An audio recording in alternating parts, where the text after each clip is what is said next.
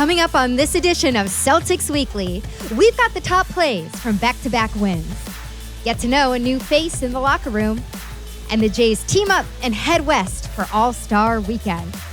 All that and more now.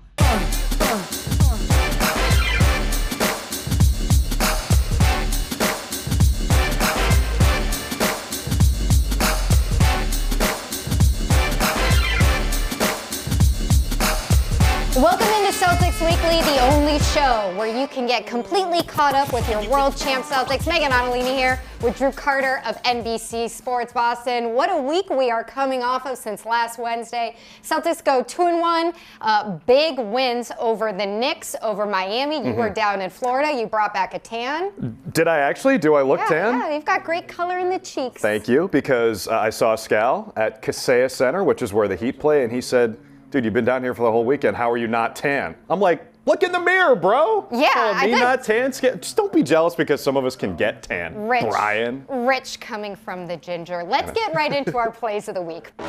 Plays of the week is where we give you the top 10 highlights, and it was a fun week. So let's get started against the Knicks. In number 10, we got Payton Pritchard bringing it up, dishes it over to JB. JB says, back to you, because Precious is down and you got to get that shot up. It's going to be a bad top 10 for Precious Achiuwa here, Meghan. You're going to see a little bit of him later on in this rip, but this is a great play. I'm going to give Payton credit for the ankle breaker, even though it might have just been Precious tripping on the Empire State Building over there, and credit to JB for finding him when he was open. Number 9, you've got Nimi setting a screen, and a crossover on Cat from Tatum. What more could you want? Tatum, taking it out on the rims at MSG, a couple big dunks for him. I don't know how you defend the pick and roll with him as the ball handler now. You go in the drop, he'll just cross you up. Number 8, this is some nice transition play. Derek White on the outside finds Luke Cornett for a Cornett dunk. When you get a Cornett dunk, he ends up in plays of the week. My man is soaring. I mean, we got All-Star break coming up here. Put my dude in the dunk contest, taking off from the dotted line. Number 7. JB finds Porzingis inside. He's going postal, and he's got the two-hand dunk. Yeah, no chance for Daniel Gafford. I wonder if, Kristaps has a little extra for the Mavericks. It didn't really end, I think, the way he wanted in that situation. He always seems to play well. Hold on to that grudge. 6, back against the Knicks. Al Horford draws the defense inside, finds a lonely JB who gets his own two-hand slam. Drive and kick, Al. Everybody knows that's part of his game now that he's a lethal three-point shooter, and leaving number 7 open in the paint, probably not the move. Luke did jump from a little bit farther out, though, so I got the edge for Cornett, but JB could jump. Got a little contest here. 5, we're back against Miami. You've got Payton Pritchard caught in a double, finds KP streaking in for the one-hand slam. 6 assists for Pritchard in the first half of this game. I did have to wear sunglasses while we were calling this game at Kaseya Center. A lot of different colors coming at you, but that was pretty.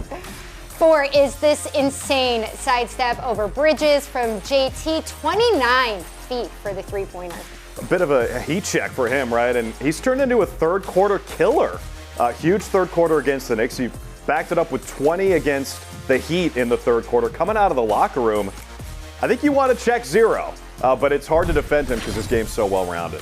Number 3, JB, bringing it up against Dallas, says, let's get physical. He's got a bank shot and one. Are you old enough to know that song? I am, and I can also recognize it, even if it's a little out of tune. It's a little pitchy, Simon Cowell, get over it. It's a little pitchy, but this is a great play, and Brown playing off of 2 feet is always a problem for the defense, and look out for Ed Hampton holding the camera over. Number 2 is the very end of the third against Miami. Look at Derek White here. He's shooting over a wall of players, including some of his own teammates. Doesn't matter. This is like a dagger in the third quarter. Made it a 23-point game heading to the fourth. I feel like as Derek White goes, a lot of the time the Celtics go, when he's making shots, they're basically unbeatable. If he's making a shot like that, good luck. Number 1, back against the Knicks. Tatum with a crossover and poor Precious. I'm sorry. We need to apologize for these highlights. It starts and ends with Precious on the wrong end of a highlight. Again, Tatum, I don't know what he has against the rims at Madison Square Garden, but he had a couple massive dunks. Those are your top 10 plays. TaylorMade Stats is when we bring in our resident smart person. That's Taylor Snow from Celtics.com, and you got some numbers to crunch for us. Yes, I pulled a few stats from Monday night's game against the Miami Heat, who lately have been playing more like the Miami Cold against the Celtics. Zinger, Taylor. Easy there. Yeah. Easy, buddy. You love weather puns. Everybody knows that. I know, yeah, that's a little brutal, but that's the cold, hard truth right now. Miami, they scored just 85 points against the Celtics Monday night. That is the 5th consecutive time the Celtics have held Miami under 90 points, which is an absurd feat in today's NBA. If you look at a sample of the last 10 opponents the Celtics have held under 90, Miami has accounted for 5 of those times. Dallas twice, Golden State, Houston, Toronto. But I mean, Miami, they were Boston's biggest competition for about a decade, and that's no longer the case. The Celtics have won 9 out of their last 10 against the Heat, 12 of the last 14, so that rivalry is kind of a thing of the past. Well, that stat is crazy about 5 straight games under 90. I mean, this isn't 2004, this is 2025. Nobody scores under 90 points, it feels like, ever in an NBA game. So for the Celtics, a team that had a historic offense last year, is pretty much on the same pace this year. To do that defensively against Miami, you love to see it. And for the Heat, I mean, it's the end of an era. Think about what you just said. It was Celtics Heat for a long time. They're at the top of the Eastern Conference. Jimmy Butler, forcing his way out of town. Kind of feels like they're turning the page, and they did not look good Monday night. Celtics had a lot to do with that. No, and Celtics are a top 5 defensive team right now in terms of defensive rating. Something we don't talk about a ton because there's so much focus on the offense. Missoula ball, 3-point shots. Do you have another stat for us, Taylor? Yes, yeah. One guy who contributed to that effort was Al Horford. He had a big 16-point, 10-rebound double-double, made 4 threes, had 2 blocks. He's just the second player in NBA history, age 38 or older, to log a stat line like that. The other is LeBron James. He's done it twice, although LeBron, 2 times he did it was in overtime, so Al is really the oldest player to do that in regulation. Does that sound like an insult? It The way almost he keeps does. saying oldest, Taylor, oldest. Don't you have a nickname for this group of guys? I do. I call them the elder elites when you get to that That's age. insulting. Well, it's no, It's gotta be no. insulting. That's a compliment, because the guys that we keep seeing Al's name alongside are guys like LeBron, Dirk, Kareem, who obviously are exceptional Hall of Famers, all-time Exceptional old guys. Yes, yeah. But he keeps putting up these consistent numbers deep into his 30s that guys hardly ever do. So that's a compliment. Al Horford is missing out on some business opportunities, all right? We talk about LeBron James and what he does for his body. We need the AH42 method. We need to know how he's able to do this when he's knocking on the door of 40.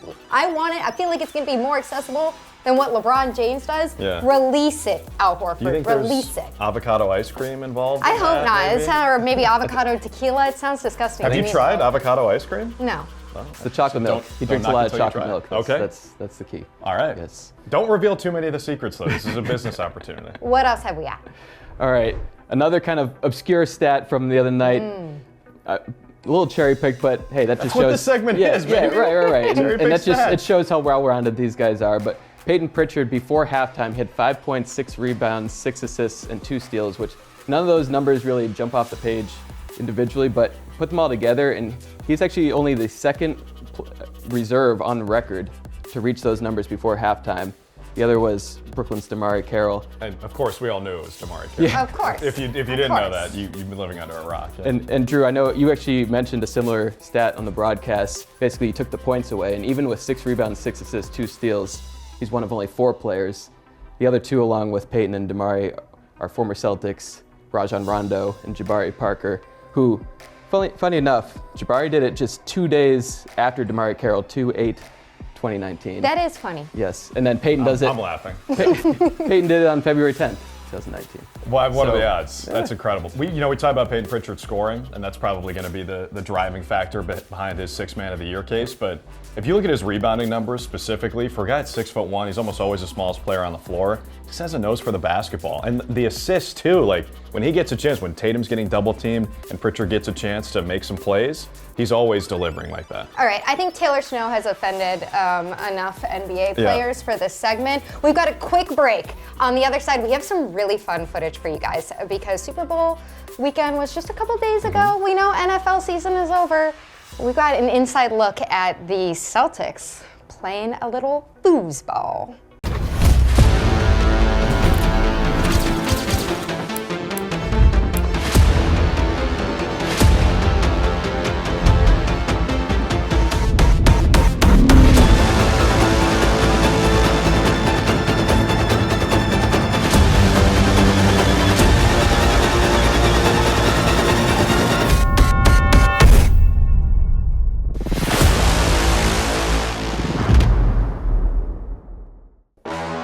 Welcome back.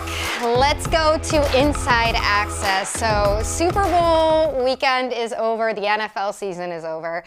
But that game Sunday got us thinking about where these Celtics players might fit in with the Patriots or anybody else in the NFL. And luckily, we have footage to show you from Celtics practices of the guys acting like they're on the gridiron. Let's start with Payton Pritchard, who has quite a Drew Brees-esque presence at quarterback. I don't know if I've ever seen someone pump fake with the other hand and then throw it. Jason Tatum, speed walking for a fly route. I like that. And we've got a little fake handoff here. What do you think? RPO there for Derek White? Yeah, little play fake. Jalen's a good receiver. I mean, we got a one-hand catch and that one. Jalen is a good receiver. And all these guys throw a pretty tight spiral. And that's not altered there. That's not edited. That is real. Man, he can catch, he can throw. Jalen might actually be the best player on the team. Sam Hauser, I'm not going to recognize that because he's a big Green Bay Packers fan. We don't like that. We don't recognize that in this household. I think that out of everybody here, the most locked in positions, I see Jalen with his physicality as a great corner or safety. How about receiver? He could be a receiver, but I feel like it's a waste of the muscle. Again, JT with the speed walking is a little weird. Luke Cornett, who we're not seeing a ton of in here, I see him as a punter. What do you think? He gives me big punter energy. Isn't that insulting? I mean, to say that Luke is going to be the punter? I don't think so. Punters are important. Special teams matters. If anything about Vinatieri not getting into the Hall of Fame this past year should tell you anything, special teams matters. Well, every snap is going to be good because you can't miss that guy with a snap, so I can buy that.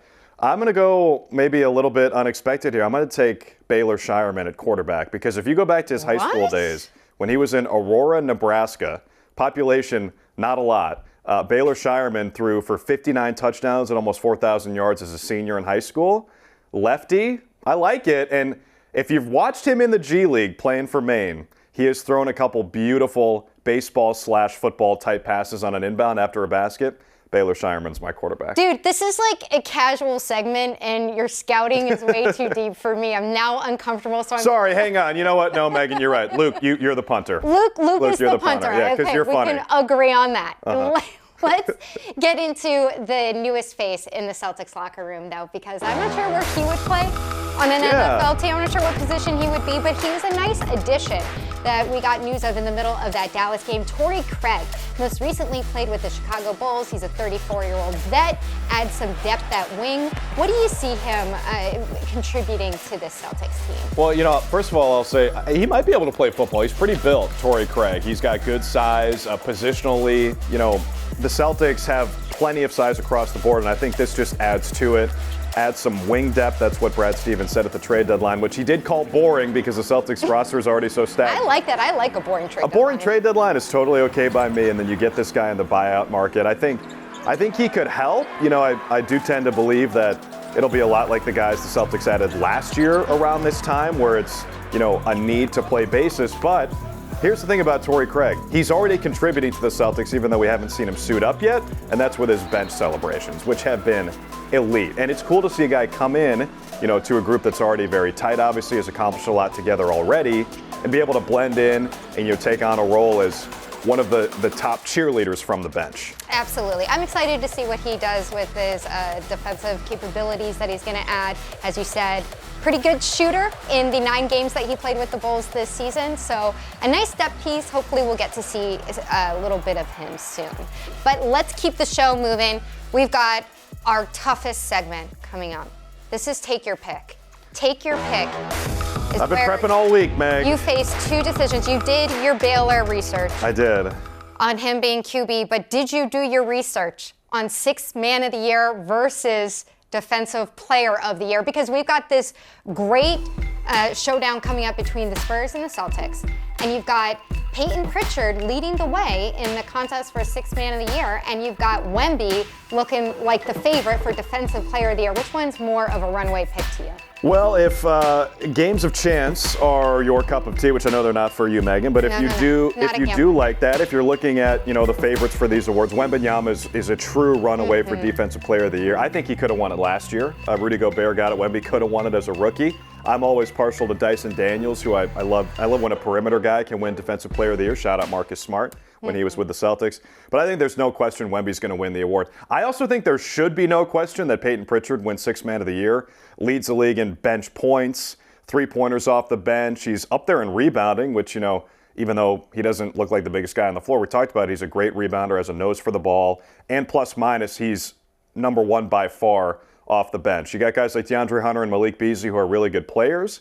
Hunter's missed some time, changed teams. Beasley started a lot for Detroit. So I think it's a no-brainer Payton Pritchard should win Sixth Man of the Year. And Most Improved.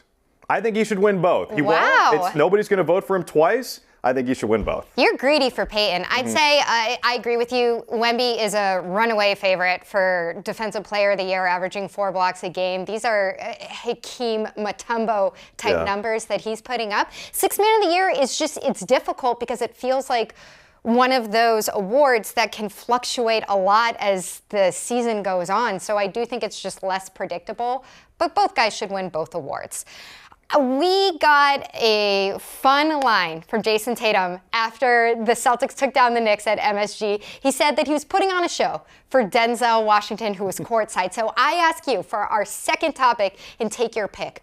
Which celebrity would make you most nervous or feel like you got to put on a show? I'm going to go ahead and say mine because our guy put on a show this year when he was talking ball on a football pregame show. Timothy Chalamet. Yeah. I think Timmy knows ball, and if I had to play any sport in front of him, I'd be a little nervous because I'm like, that's a discerning fan right there. He's a big sports fan. We've seen the pictures of him when he was a youngster, chasing Amari Stoudemire for autographs. Would rather he's a Celtics fan, obviously, than a Knicks fan, but you got to respect his ball knowledge. We're seeing a lot of celebrities here. I'm going Ben Affleck because I want to be in a Dunk Kings commercial. Okay. I want Scal and myself in a Dunk Kings commercial. I'll be like Jeremy Strong, another Boston guy. I'll go into a barrel of wet coffee beans just to immerse myself in the role.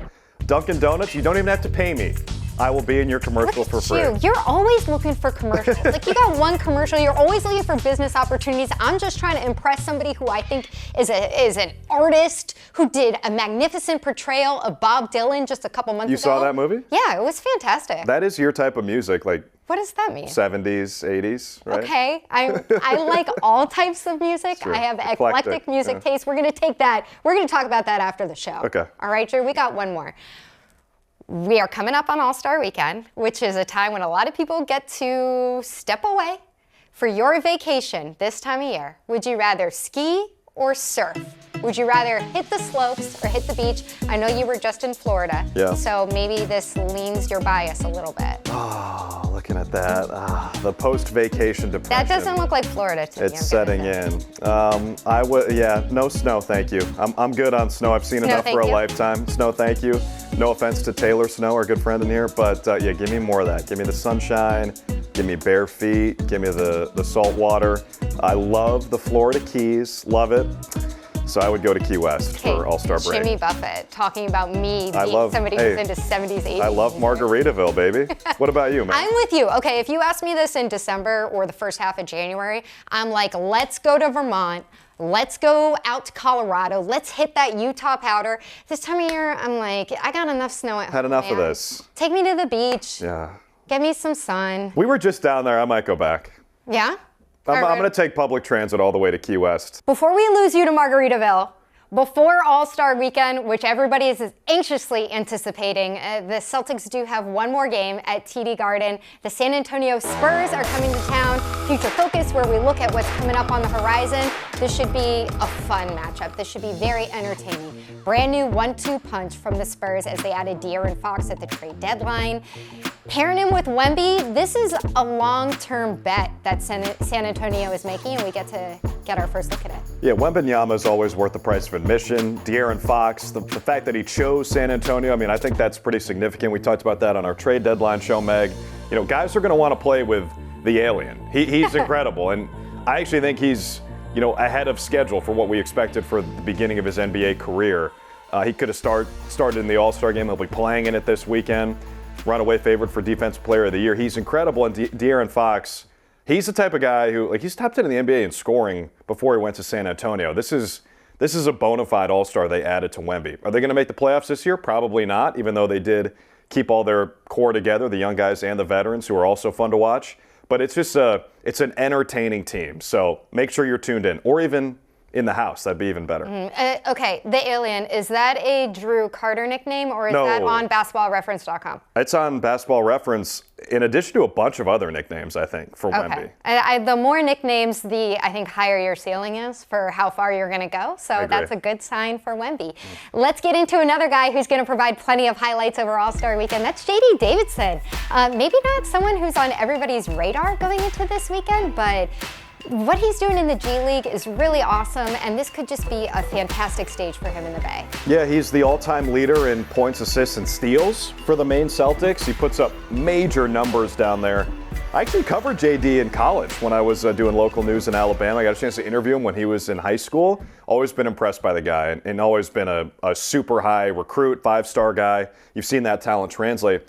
And I actually think that, the rising star, and we're going to get into the format for the All-Star game in a second, the rising stars are going to play so hard to try to prove that they belong in the NBA. If they can beat the All-Stars a couple of times and win the whole thing, they will be hungry for that. And so the NBA has changed the format to try to raise the competition level. Those guys are going to compete. If JD Davison is in the All-Star weekend, I think there's a chance he comes home with a trophy. Big opportunity for him, but of course, all eyes from here in Boston are on the Jays. They're on the same team, which is super fun. You see Jaylen Brown here from an All-Star weekend past. What do you expect from the two of them on the same team together? Just makes me happy that Shaq drafted both of them, because why split up the Jays? It was never the right answer, folks, and it's not the right answer on All-Star weekend.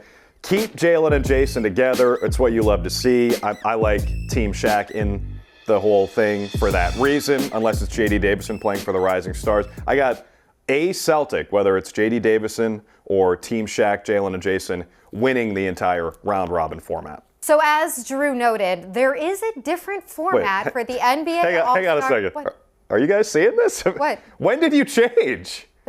Everybody knows that when you put on glasses, you put your hair up, and you wear tweed, your IQ goes up by 20 points. Please don't interrupt, Drew. This is important because this is a little complicated.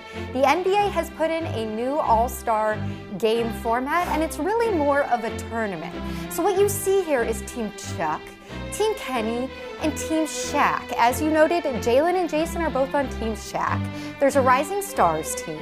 They will play in one round. First team to 40 wins, and then they go to the finals. First team to 40 wins that, and that's how the All-Star will be played this year. Why are you talking like that? Talking like what? I feel like I'm being spoken down to. Are we going to have a test on this later? I'm sorry. Should I be taking notes? If this feels a little condescending to you, I think that says something more about you and your preparation for this show when you're not looking at Baylor Shireman stats from his high school football career. Perhaps you should have prepared more for the basketball segment of this show. How do I get extra credit? Can I stay after class or something? Absolutely not. Thank you for joining us on Celtics Weekly. We'll be back next Wednesday. Class dismissed.